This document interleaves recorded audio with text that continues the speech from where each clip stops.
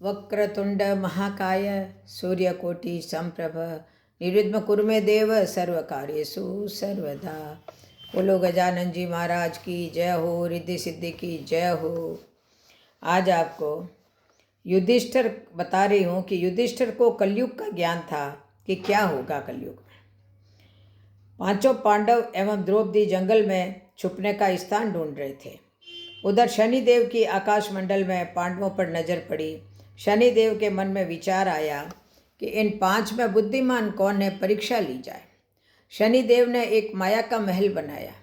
कई योजन दूरी में उस महल के चार कोने थे, पूरब, पश्चिम, उत्तर और दक्षिण।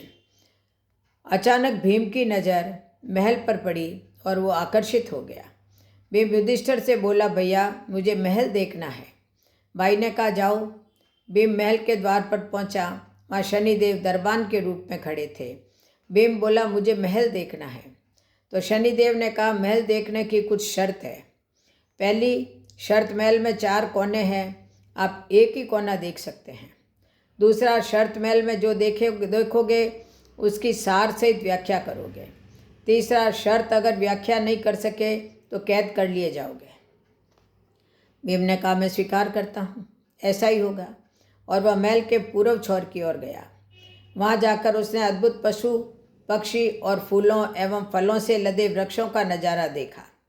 आगे जाकर देखता है कि 3 कुएं हैं, अगल बगल में छोटे कुएं और बीच में एक बड़ा कुआं। बीच वाला बड़े कुएं में पानी का उफान आता है और दोनों छोटे खाली कुओं को पानी से भर देता है। फिर कुछ देर बाद दोनों छोटे कुओं में उफान आता है तो खाली पड़े हुए बड़े कुएं का पानी आधा रह जाता है। इस क्रिया को भीम कई बार देखता है पर समझ नहीं पाता और लौटकर दरबान के पास आता है। दरबान पूछता है, क्या देखा आपने? भीम, महाशय मैंने पेड़ पौधे पशु पक्षी देखा, वो मैंने पहले कभी नहीं देखा था, जो अजीब है। एक बात समझ में नहीं आई, छोटे कुएं पानी से भर जाते हैं, बड़ा क्यों नहीं भर पाता, ये समझ में नहीं आया। दरबान कहता है कि आप शर्त के अनुसार बंदी हो गए हैं और बंदी घर में बैठा दिया। अब दूसरा अर्जुन आया, बोला मुझे महल देखना है। दरबान ने शर्त बता दी। अर्जुन पश्चिम वाले छोर की तरफ चला गया। आगे जाकर अर्जुन क्या देखता है, एक खेत में 2 फसल उग रही थी। एक तरफ बाजरे की फसल, दूसरी तरफ मक्का की फसल।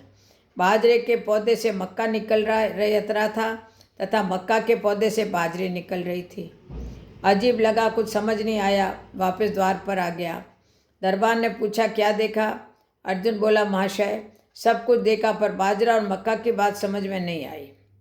दरबान ने कहा, शर्त के अनुसार आप बंदी हैं। अब तीसरा नकुल आया और बोला, मुझे महल देखना है। फिर वह उत्तर दिशा की ओर गया।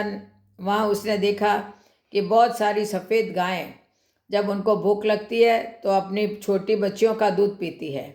उसे कुछ समझ में नहीं आया, द्वार पर आया। दरबान ने पूछा, क्या देखा? तो नकुल बोला, महाशय गाय बच्चियों का दूध पीती है, यह समझ नहीं आया, तब उसे भी बंदी बना लिया। चौथा सहदेव आया, बोला मुझे महल देखना है और वह दक्षिण दिशा की ओर गया। अंतिम कोना देखने के लिए क्या देखता है, वहाँ पर एक सोने की बड़ी शिला एक चांदी के सिक्के पर टिकी हुई डगमग डोले पर गिरे नहीं, छूने पर भी वैसे ही रहती है।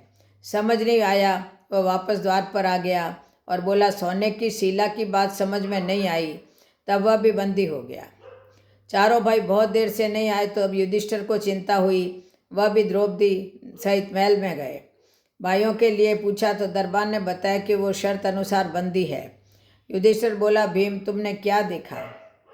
भीम ने कुएं के बारे में बताया। तब युधिष्ठिर ने कहा कि कलयुग में होने वाला है, एक बाप 2 बेटों का पेट तो भर देगा परंतु 2 बेटे मिलकर एक बाप का पेट नहीं भर पाएंगे, और भीम को छोड़ दिया। अर्जुन से पूछा, तुमने क्या देखा? तो उसने फसल के बारे में बताया।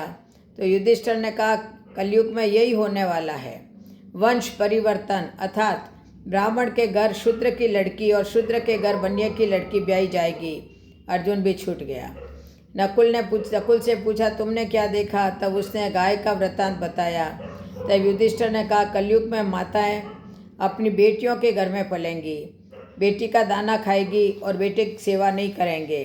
तब नकुल भी छूट गया। अब सहदेव से पूछा, तुमने क्या देखा? उसने सोने की शिला का वृतांत बताया। तब युधिष्ठिर बोले, कलयुग में पाप धर्म को दबाता रहेगा, परंतु धर्म भी जिंदा रहेगा, खत्म नहीं होगा। आज के कलयुग में ये सारी बातें साबित हो रही है। बोलो जय श्री कृष्ण, जय जय श्री राधे, जय जय श्री